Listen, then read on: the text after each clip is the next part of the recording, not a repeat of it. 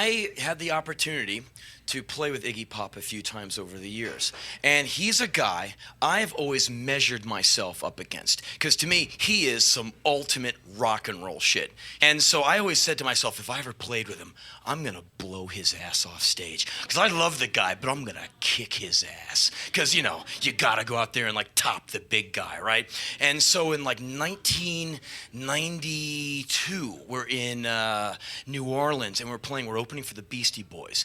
And Iggy Pop comes down to sound check and he goes, hey man, I'm here in town doing a record. I go, you wanna jam with us tonight? And he's like, fuck yeah, man. So later that night, everyone's in there waiting to see the Beastie Boys, and this weird kind of, you know, interruption before the gig, that would be us, goes on. And we are given an hour to do our thing, so 55 minutes, and I go, okay, we have a special guest tonight. And it's a guy, and, you know, there's two guys with this guy. There's Jim Osterberg. Hey, my name is Jim. Good to meet you, man. How are you? And then there's Iggy Pop. And Jim is cool. Iggy is like this terrifying monster of rock and roll. And so all afternoon, hey man, I should get back to the studio, okay? So I'll see you guys later on, okay? And he has that kind of, you know, Chuck Yeager right stuff kind of gleam in his eyes. Well, okay, I'll be back later on and we'll rock, okay? Yeah. He's a good Ypsilanti, Michigan boy. And so he leaves, and I'm 55 minutes, and I go, okay, we have a special guest. And like, you know, 5,000 people like, we don't even give a fuck, you know. I go, and about to come out on stage is, and I look over on the side of the stage, and Jim Osterberg is nowhere in sight. There is this guy named Iggy Pop, shirtless, built like Bruce Lee. He's like 46 years old. He's like, looking through me with the most feral eyes. I'm like, ah! And I go, okay, it's Iggy Pop. And he goes running across the stage, slams into the Beastie Boys keyboard, like takes Money Mark's keyboard out. Wham! And the roadie's like, what the fuck? That was so cool. And he's like, wow, bing, bang, bing, bing, like all over the place. The guys in the band go backwards, and they're up against their amps. It's like, I'm now up on the drum riser. I don't want to get hurt. And I'm trying to keep up with this guy. I'm like, he is beautiful. He is like 40-something. He's now bleeding. He has opened himself up. A minute in, he's bleeding beautifully. Little iron body, blood. You're like, whoa. And so everyone in the crowd's going like, whoa, now this is cool. They all come awake. People are going, he's blowing you off stage, man. I'm like, shut up, shut up. And I try and keep up with the guy. He thoroughly kicks my ass. And I see him after the show. Hey, man, really appreciate you letting me come on stage with you guys. It was a real honor, okay? It was a real fucking honor, man. It's good to see you again, okay? Well, you tell the fellas I said hello, and I gotta go, okay? Well. And he takes off. I'm like, fucking that guy. Okay, if there's ever another time, if I ever play with his ass again, that's it. He's done for. Round 2, 1994, Denmark. We do this gig in some like hockey rink, and we're opening for Iggy. I'm like, okay, this is it. I'm gonna kick your fucking ass. I go out there and play to like the nth degree. I come off stage like dead. I'm like, top that. Half an hour later, I'm sitting on the side of the stage like that, and the band is on stage, and they start vamping on a song called Down on the Street from the Funhouse record, one of the sexiest, most violent Genius records ever. He's only like, you know, like 22 when he made it. Fuck.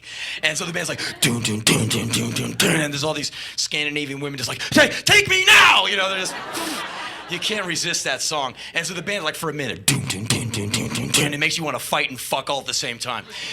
And I'm on the side of the stage, and the lights go down. Everyone's like, yeah. And I see he's got this big roadie guy who always goes with him. And I see the guy hold a microphone. He's like this.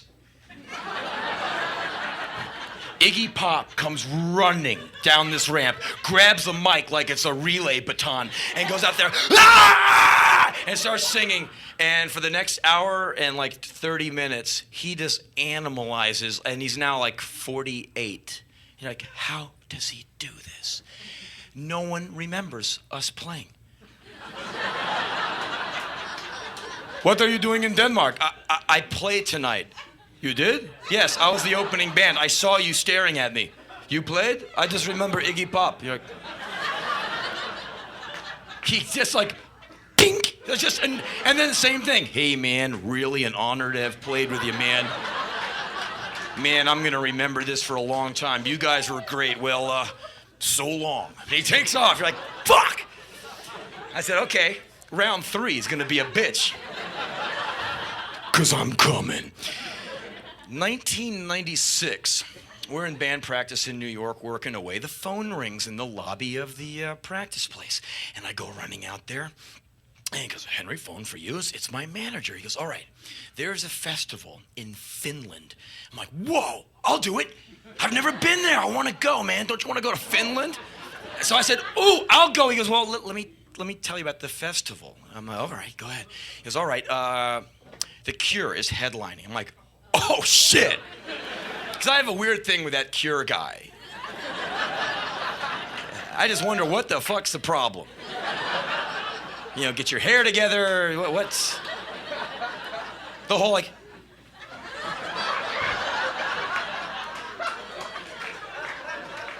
Not a bad songwriter, just what's up with the pose? Why did you choose that pose? The overweight, bad hair, you know, weird thing. What's up with that? I'm just curious. So I said, oh, that's interesting, The Cure. That'll be a really happy bunch of people out there.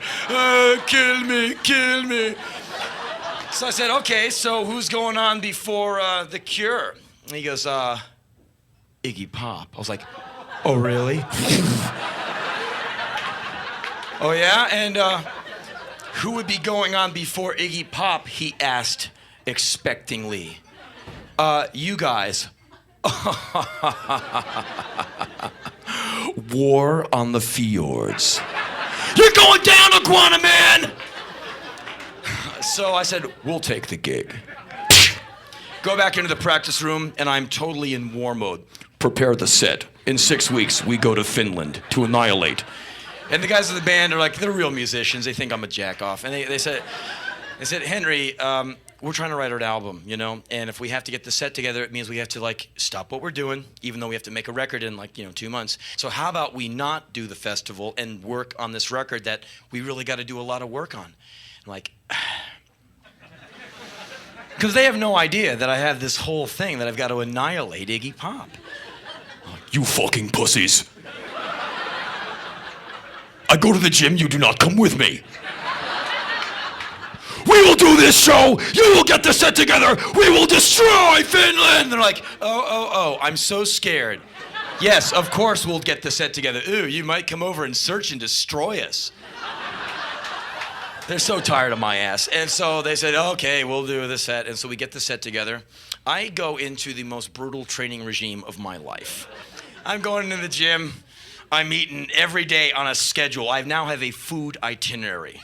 At 2:15 p.m., I will take in 43 grams of lean carbohydrates, 74 grams of lean protein, 2% sugar, 1% fat. I will drink 1.5 liters of unsaturated, unchlorinated water. And then I will destroy the gymnasium at 6:45 p.m. till 7:15 p.m. I will go home and meditate and confront a candle, energizing myself. Then go back to the gymnasium for the next workout. Then I'll flagellate myself and go to bed. I will wake up in the morning, put on a John Coltrane record and meditate. Go back to the gymnasium for the third workout in the next 8 hours. Then I will go to band practice and destroy. At 4:45 p.m. I will have an intake of 4.5 pounds of tofu. Then I will go back to the gymnasium. I will throw people out of my way as I go to the squat rack. I will pray to the squat rack, and then I will squat 455 pounds for the next 20 repetitions. I will vomit, be killed, and then be taken back to my apartment where I will resurrect in the morning and go to band practice promptly at 11 a.m.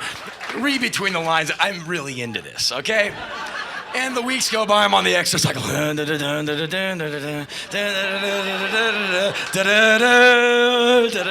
little kid. Come run with me. Watch out for the crackheads. The weeks go by.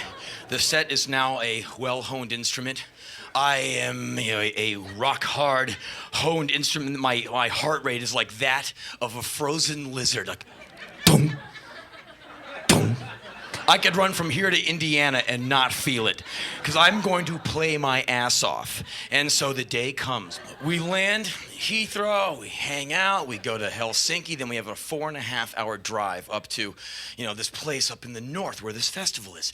And so we go to the gig site, and there's these kind of like trailer Quonset hut things for the backstage dressing rooms, and ours is right next to Iggy Pop. So I'm like, okay, I'll be seeing him soon.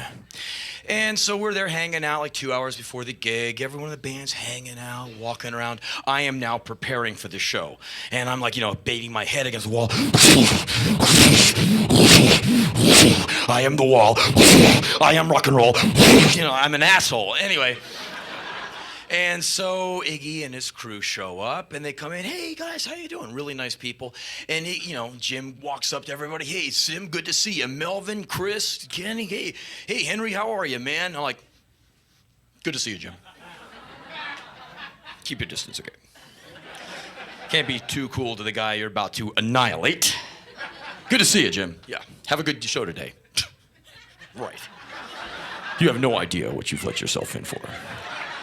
And so, about an hour before the show, I'm like, okay, finally, we go out there, and we have a 60-minute set. And so I've broken it into 3 20-minute segments. 20 minutes, the first 20 minutes I will be in 3rd gear. Second 20 minutes I will go into 5th gear. The last 20 minutes I will go into like nitro overdrive due to my intensely punishing training from the 6 weeks before.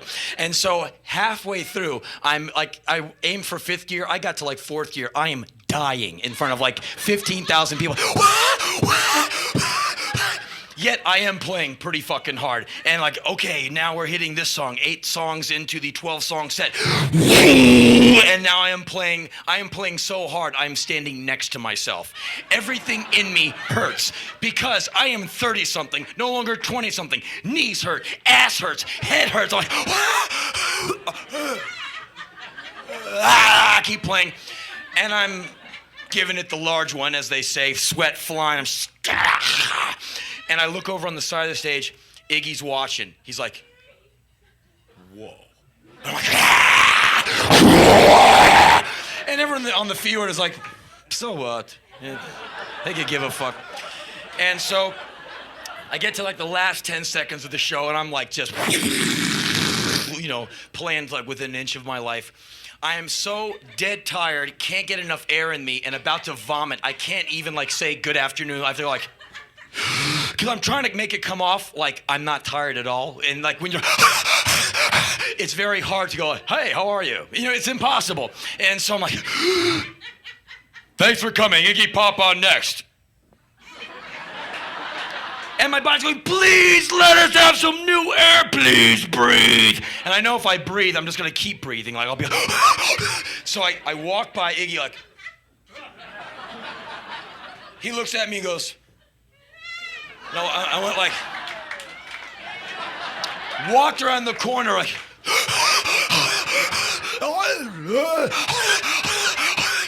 I get back to the little Quonset hut. I'm sitting on this bench. Iggy walks by me, looks at me, goes, fucker. Goes into his, I'm like, got your ass, yes! And so about half an hour later, the band, the band is getting ready to go on. Iggy's nowhere in sight. I go to the stage to see what's going on, and the stage is being, set up for Iggy, backline, rock and roll backline. It's also being set up for The Cure, who's going to go on right after, and it's going to get kind of dark, about as dark as it gets up there in that part of the world that time of the year. And, they have a very elaborate light show, and so you have 2 road crews on stage. Iggy's setup is really minimal. Guitars, bass, drums, mic, next. It's real simple. The Cure got like keyboards, serious light show. They got a lot of stuff. Extra monitors are kind of on the side of the stage about to get moved in when Iggy goes off. And the stage has all these flower pots and planters that will be put on stage when The Cure goes on. They have a thing with tulips. There's beautiful flowers everywhere. And flowers, I got no problem with flowers, And so they're all going to be put on so when the band goes on, you can see the flowers and all. So anyway, I'm on the side of the stage. Band goes on stage without Iggy. They start vamping on raw power. One of the greatest riffs ever. Iggy comes running on stage. Wah! The fjord goes apeshit. I thought they were all dead when we were out. They're like, and now they're like, yay! They're like, just bouncing. I'm like, what the fuck? Iggy, bing, bing, bing. Iggy is 50 years old, bleeding. He sees his guitar players double stacks, like 4 Marshalls with Marshall amps. It's about this high. Iggy jumps up like a fucking gazelle, woof, lands on top of the amps, starts humping the amps, like, and the amps like, whoa, there's like these big Viking, huge, blonde-haired, Teutonic, kill your country, rape and pillage sized guys back there holding this shit for dear life, like, fucking hell, man. He's like, and if Iggy falls, it would hurt so much. I mean, to land on your hip from that height, oh my God, just thinking about it. And like, oh, don't fall. Oh, if he knocks the amps over and one lands on his head, he's dead. He doesn't give a fuck. He's like, falls off. And everyone goes, oh! Like, everyone goes, oh, God! It's like falling on your keys. Just thinking about it. You're like, oh. He's back up on his feet again. Bing, bing, bing. Everyone's like, how the fuck does he do that? Song after song goes by. Bing, bing, bing. Wah, Rob, everyone's like, fucking hell, he's the man. Bleeding, just bleeding. And like, everything, no fat on his body whatsoever. Like, Enter the Dragon, And he goes into Lust for Life, which is a great song, but it's made more popular at the time from the Trainspotting soundtrack.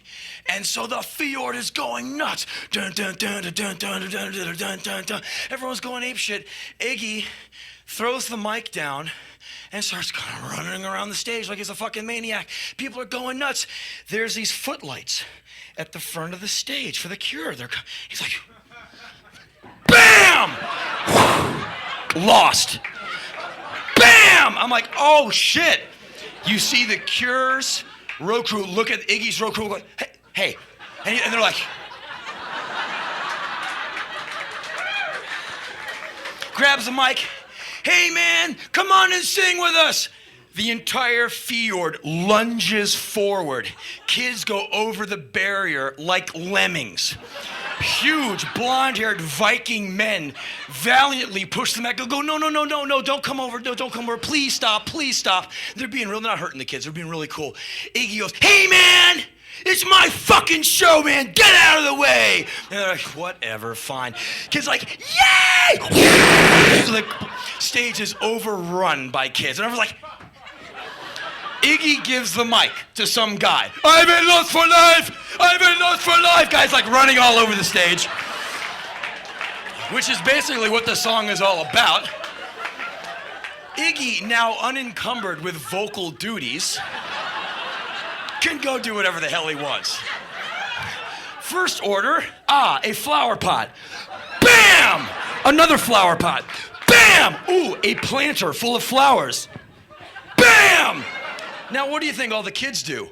Oh, you shouldn't destroy all that stuff. It's for The Cure. So they go like, license to ill! Wahoo! People are passing the mic around singing. The band is like behind their gear now. They're just like out of the way. Just dun dun dun dun dun dun. We're like in the 7th minute. The stage is covered with stampeded flowers, peat moss, and clay pottery in shards. Iggy is covered with peat moss, sweat, and blood. His eyes are wild. He is bleeding out of the corner of his mouth like a John Wayne movie. He's like, They eventually clear the stage of kids. He gets the mic back. They go into the next 8 songs. It is amazing. He gets to the last song. Band leaves. He's alone on stage with just him and the audience. It's kind of dark outside. It kind of looks like the evening. Not dark, but dark enough. Lights are on him, sweating, bloody, just built like a brick shithouse. Just incredible. 50. Takes the mic. He's just like, and we're like, what the fuck is he doing? Grabs the guitar player's guitar, which is still on, feeding back like, woo, woo,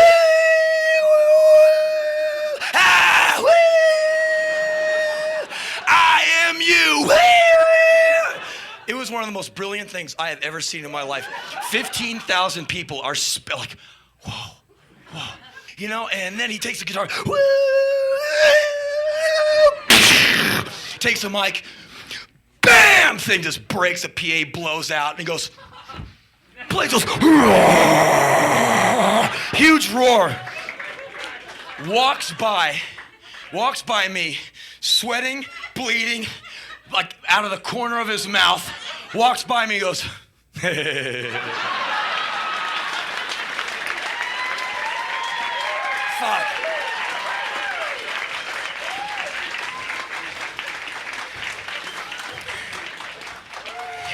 And you realize you're never gonna beat the master.